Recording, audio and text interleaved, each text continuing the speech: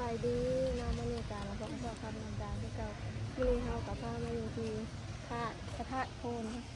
ของเป็นว่าสถานที่อันศักดิ์สิทธิ์ของแกงซอนในเขตของเราเนาะก็คืออยู่มาเป็นพันปีแล้วเนาะแม้ว่าของมุ่งโคตรแต่ว่าหัวมันโดนแห้งเนาะเป็นว่าเป็นพันปีตั้งแต่ข้าวสมัยที่กันแหละแต่ว่าคนก็นับถืออย่างคนไทยทางพี่น้องทางไทยเป็นก็มาไหวมาขอพรหลายเนาะสลายขอพรก็จะได้ก็เรียนว่ามาบ้านน้องทางลาวค่ะก็คือก็ได้มาอยากได้ให้ได้หนึ่งว่าสมใจปรารถนามีจิตใจมีแบบความศรัทธาก็มาขอเพิ่นมาบ้าเอาพี่น้องเพราะว่าทางพี่น้องทางไทยเพิ่นก็มาหลายแห่งในแต่ละสิ่งที่นี่ก็คือคนหลายแห่งเพราะว่าเป็นวันศีลไงเป็นวันศีลทุกคนหลายแต่ว่าเราก็ได้กราบไหว้เป็นที่เรียบร้อยแล้วเนาะกับสิพาเลาะเบิ่งบรรยากาศฮอดๆนะ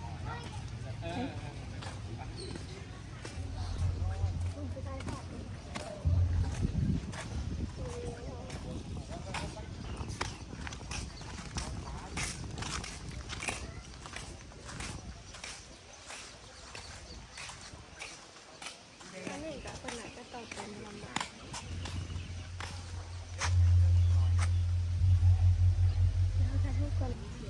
วันยามวันศีลก็จะมีคนมาหลายแห่งอันนี้ก็จะเป็นบรรดาพระวันเกิดเนาะนี่พระวันเกิดวันพุธพระยืนโมเมนติกพระอุ้มบาทบ่พระวันพุธเรียกว่าพระนั่งเขาก็บ่ค่อยมีความรู้เรื่องพระวันเกิดเนาะภาพเป็นอาหารการกินแต่ก่อนเองแต่ก่อนตัวผมก็มาขึ้นในไทยที่สุดเองเขาไปสุดมาเมื่อกันนะแต่ตอนถึงมันเป็นสุดประเทศไทย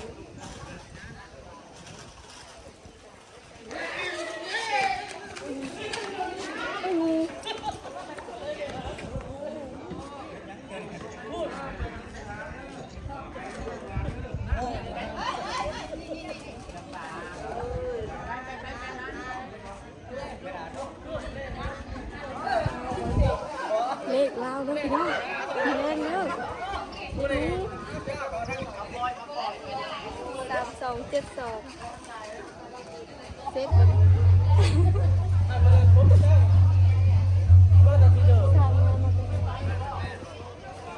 แตกขึ้นแล้วเราหัวเกิดยังขึ้นแนวพระธาตุลอย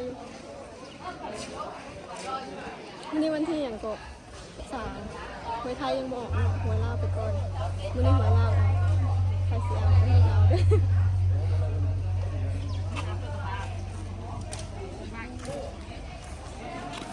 ก็จะถูกแขน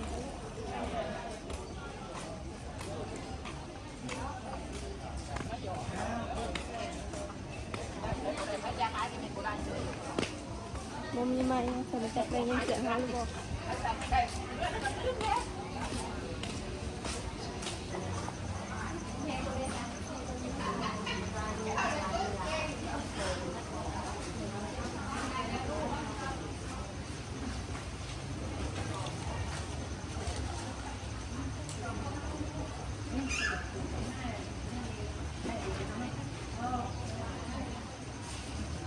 เส้นละห้า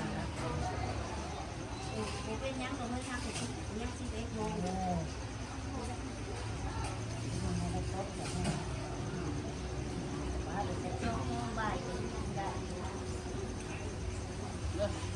บูซาเอา1,000 บาทหรอนี่ก็แม่นมึงแม่นแก้ลืมได้60,000ลูก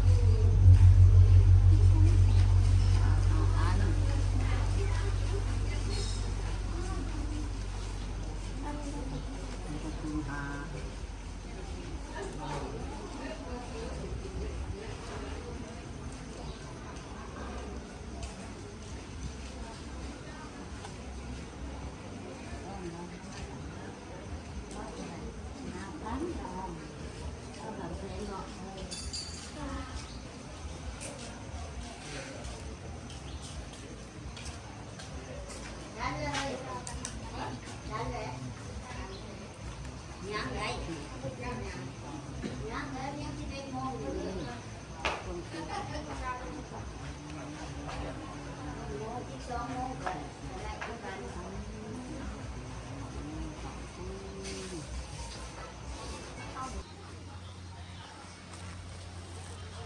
่ก็จะเป็นน้องที่ทอดยามเวลาจะกระโดดกระตุ้งหรือว่าปล่อยปลาปล่อยยังปล่อยปลา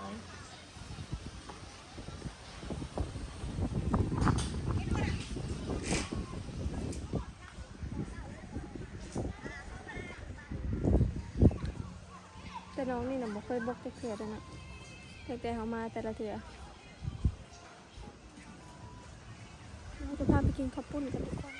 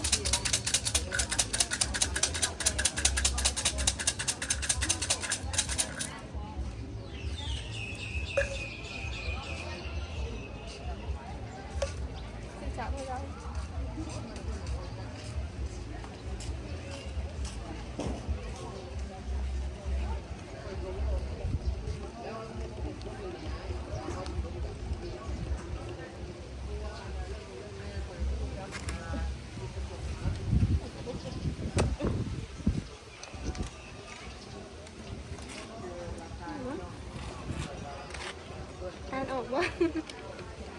เอฟซีเป็นอ่านออกว่า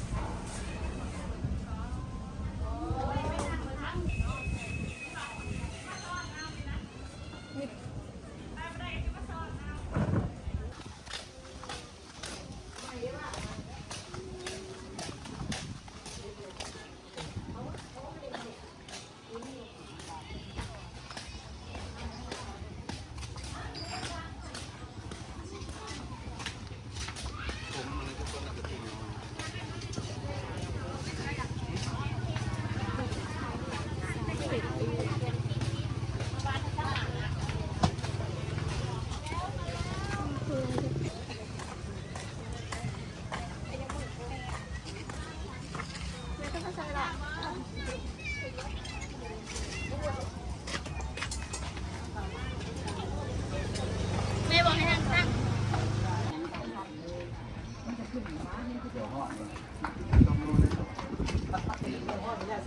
รีวิว กินไก่ให้มันกิน มีกับคุณก็ คิดบางคำนี้